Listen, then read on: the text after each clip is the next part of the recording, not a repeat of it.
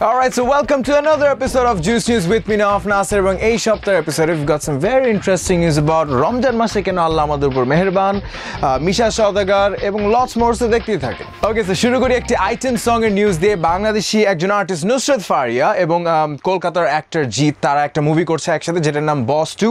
এটার একটা গান রিলিজ করা হয়েছিল রিসেন্টলি, ঠিক রোজার শুরুতেই বাংলাদেশি একটি ইউটিউব চ্যানেলে। গানটার নাম হচ্ছে আল্লাহ মেহেরবান এবং এই গানটা একটি আইটেম সং এবং এখানে আমাদের দেশে যে অ্যাক্ট্রেস আছে তাকে বেশ অশ্লীল কাপড় পরে নাচতে দেখা যায়। এটা নিয়ে আমাদের দেশের অনেকের অনুভূতিতে অনেক আঘাত এনেছে এবং ইট ইজ কোয়াইট ন্যাচারাল যে ঠিক রোজার মাসের শুরুতে এরকম একটা জিনিস এবং গানের টাইটেলটা এমন একটা জাস্ট যায় না ব্যাপারটা। এখন আমার যেটা কথা হচ্ছে যে রোজার মাস আমরা সবাই ক্ষমা স্বরূপ দৃষ্টিতেই দেখি, আমরা আশা করি যে আল্লাহ তাদের উপরে মেহেরবান হবে এবং তাদেরকেও ক্ষমা করে দিবে, কারণ তারা ভিডিওটা অলরেডি নামিয়ে ফেলেছে লিগাল নোটিস পাওয়ার পরে।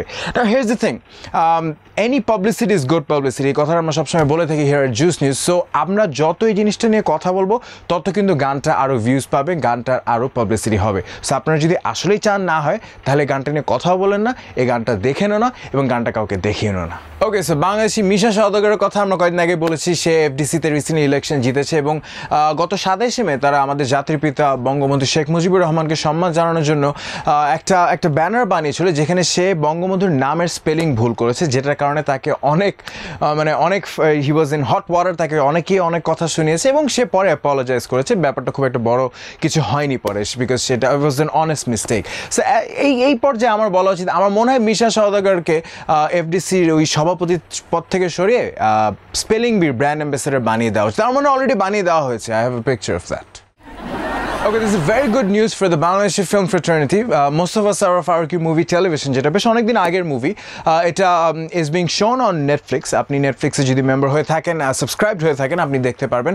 তো গুড নিউজ হচ্ছে যে ওখানে নিচে নেটফ্লিক্সে আপনারা যারা ইউজ করবেন দেখবেন যে একটা বার থাকে যেখানে মোস্ট পপুলার মুভিজ কয়েকটা লিঙ্ক থাকে, সেখানে কিন্তু বাংলাদেশি ফিল্ম টেলিভিশনের লিঙ্কটা যাচ্ছে and it is one of the most popular movies at the moment on Netflix. So it's a very proud thing for us এবং মুস্তাফা সারওয়ার ফারুকী নিজেও এটা নিয়ে অ্যাকনলেজ করে সে বলেছে যে he gave us thank you to all the fans and যারা মুভিগুলো দেখছে, এবং তার আরেকটা মুভি পিঁপড়াবিদ্যা ওখানে আছে এবং হি আর্জড যাতে আমরা সবাই সেই মুভিটাও দেখি। সো বাংলাদেশে যত মুভি থাকবে নেটফ্লিক্সে will try and give our best shot to make sure যেটা পপুলারই থাকে। ওকে, স্যার আপনারা অনেকে আমাকে প্রায় বলে থাকেন অপু বিশ্বাস সাকিব খানকে নিয়ে আমরা নিউজ দেওয়া বন্ধ করে দিয়েছি, কারণ আমরা বন্ধ করতে চাইনি, ওরাই আসলে হ্যাপনিং হওয়া বন্ধ করে দিয়েছে। আনটিল রিসেন্টলি অপু বিশ্বাসকে নিয়ে একটু নিউজ করা হচ্ছে, সেটা হচ্ছে যে সে নাকি আবার নট জাস্ট ফেসবুক বাট মানে সোশ্যালি একটু অ্যাক্টিভ হয়ে উঠেছে এবং তাকে যখন রিপোর্টার জিজ্ঞেস করলে আপনি হঠাৎ এত অ্যাক্টিভ হয়ে উঠলেন, বলে আমি তো সবসময় অ্যাক্টিভ ছিলাম।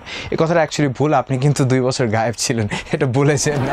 যাই হোক, সে তাকে দেখা যাচ্ছে অনেক জায়গায় যাচ্ছে, অনেক কিছু করছে। সো গুড লাক অপু, তার একটা মুভিও সামনে আসতে যাচ্ছে ঈদে, সো দেখা যাক কি হয়। ওকে, সো নিউজ ফ্রম বলিউড। আমরা সবাই সালমান খানকে চিনি, সে অনেক একটু অন্যরকম একটা মানুষ। সে কতটা অন্যরকম সেটা আমি এখন অ্যাকচুয়ালি বুঝতে পারলাম এই নিউজটা দিতে গিয়ে।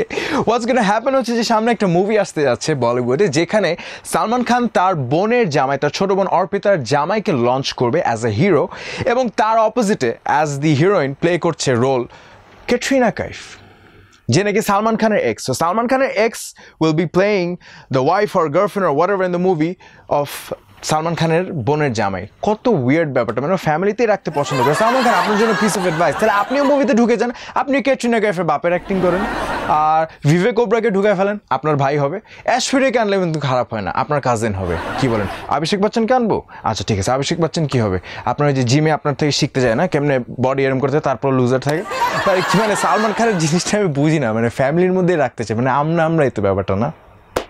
ওকে, so international piece of news, Cannes film festival হয়ে গেল কয়েকদিন আগে ফ্রান্সে, যেখানে Palme d'Or the highest ranked award ওখানে পেয়েছে একটা Swedish film which is called The Square, এবং ডিরেক্টরটার নাম হচ্ছে Robin Ostlund or something like that, maybe I am not pronouncing it right, but এই লোকটার তো ক্যারিয়ার খুলে গেল, কপাল খুলে গেল। এখানে এলিজাবেথ মস নামে একজন সুন্দর অ্যাক্ট্রেস আছে এবং আরও অনেকে আছে। Speaking of Cannes film festival, কানসের যে এরিনা যেখানে হয় ওখানে ঠিক বাইরে অনেকগুলো স্টল বসে, যেটা কানসের আয়তার ভিতরেই পড়ে। সেখানে বাংলাদেশে একটি company Kazi and Kazi Tea, if I'm not wrong, they sponsored an entire corner. So it is a brilliant news. বাংলাদেশে একটা কোম্পানি ওখানে অলরেডি চলে গিয়েছে, স্পন্সর করছে কানজের মতো একটা জায়গাতে। হোপফুলি সামডে বাংলাদেশি ফিল্মগুলোও অল দ্য ওয়ে ওখানে চলে যাবে।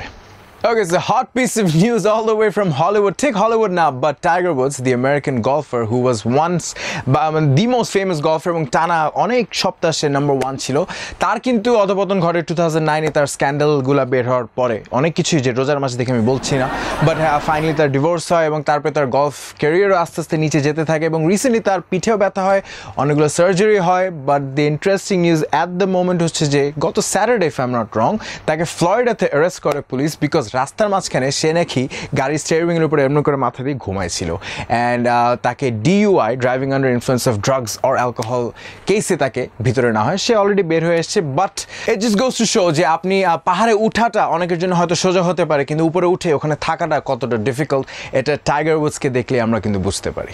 ওকে, সো এই সপ্তাহের ভাইরাল ভিডিও হচ্ছে কি রে আল্লাহ খোদার নাম কি ভুলে গেছস? নামাজ কালাম কি পড়বি না? Okay, so that was all from this week's episode of Juice News. রোজা রাখছি ভাই, আর বেশি কথা না বলে, it's me now signing out. Take care. Goodbye.